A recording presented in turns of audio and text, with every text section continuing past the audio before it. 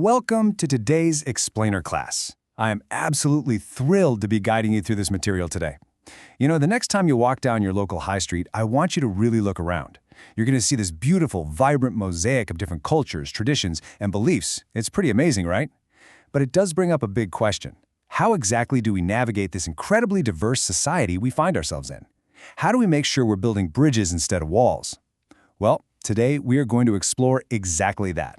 We're going to look through the lens of the Catholic Church to really understand how we should be approaching people of other faiths, or, people of no faith at all. So, here is our lesson plan for today's Explainer. We're going to start by tracing Britain's multi-faith journey, then we'll look at why dialogue matters, explore the core concept of Imago Dei, see the Church in action, and finally look at how Pope Francis leads by serving. Let's dive right in. Section 1. Britain's multi-faith journey, from the Romans to today. Okay, so how exactly did the UK go from a society with primarily one faith to the incredibly dynamic, multi-faith society we live in right now? Well, it's kind of like a giant puzzle that's been put together over hundreds of years. The UK actually has a Christian history dating all the way back to the Roman era. But over the centuries, so many different groups of people have settled in Britain, bringing their own unique cultures and beliefs with them. For example, back in the 17th century, the UK provided refuge for French Protestants who were facing terrible persecution. Then, moving into the 19th and 20th centuries, European Jews also sought refuge here. Also during the 19th century, people from all across the British Empire were allowed to settle in Britain. And then, think about the post-World War II era. We had this massive shortage of workers, and a wave of immigrants arrived to help literally rebuild the country, bringing their religions and cultures right along with them. And hey, this isn't just ancient history. Immigration continues today, and it is the very foundation that built the multi-faith society we experience every day. Now here is a number that really stands out, 14.1 million. When we talk about living in a multi-faith society, it's absolutely crucial to remember that this also includes people of non-faiths. To put that into perspective, according to the 2011 census, 14.1 million people in Britain said they had no faith. That is a massive portion of the population. In Britain today, this incredible tapestry of beliefs and non-beliefs, it isn't some sort of hurdle to overcome. It's a vibrant reality where every single person has an equal right to exist, to practice freely, and to contribute to our shared culture. Honestly, this diversity genuinely enriches all of us. It opens our eyes to totally new perspectives and creates a much more robust, compassionate society. Moving on to Section 2, Why Dialogue Matters, and Building Relationships. So, knowing that we live in this beautifully complex society, we really have to shift gears from history over to theology. What is the actual purpose of engaging with all these different groups? Why does the Catholic Church care so much about this? Well, it all comes down to interfaith dialogue. The Church places immense value on being in active dialogue, and by that I mean having real, meaningful conversations with people of other faiths and people of no faith. And let's be clear, this isn't about arguing, it's definitely not about trying to prove someone wrong, it's simply about making relationships. Actually, in his encyclical called Fratelli Tutti, Pope Francis explicitly calls for this exact kind of dialogue.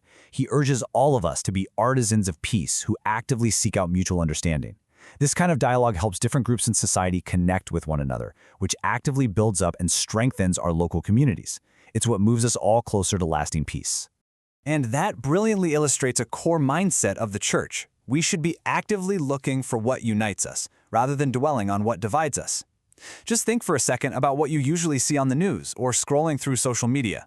We so often see religion portrayed as this massive source of conflict, right? But interfaith dialogue provides a much more authentic face to religious views. It bypasses all that division and replaces it with genuine human connection and shared values. Embracing the positives of a multi-faith society profoundly enriches our shared understanding of humanity, mainly because we're actually taking the time to learn from each other's strengths.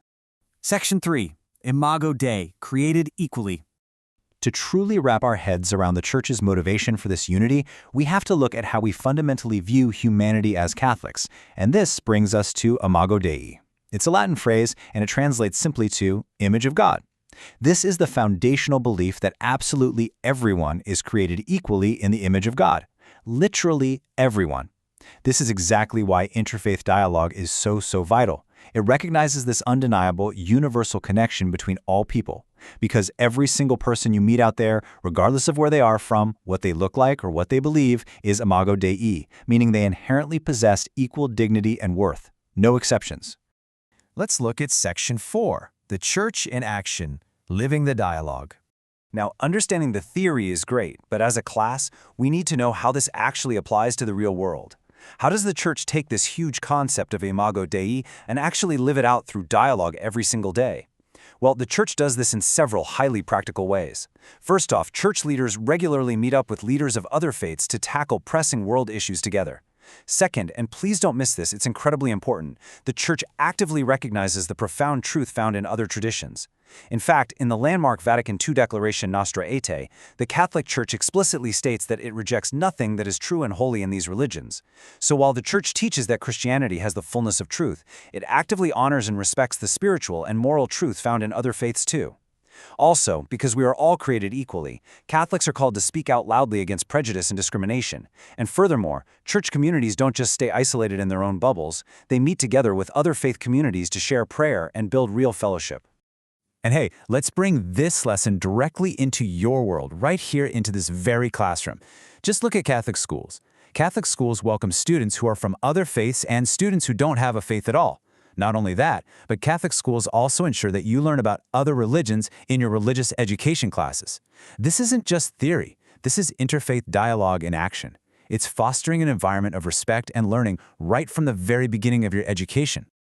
Finally, Section 5. Pope Francis leads by serving, the ultimate example. To wrap up our explainer today, I want to tell you an absolutely incredible story about the current leader of the Catholic Church. Because if we really want to see what interfaith dialogue and honoring the Imago Dei looks like at the highest possible level, we look to him.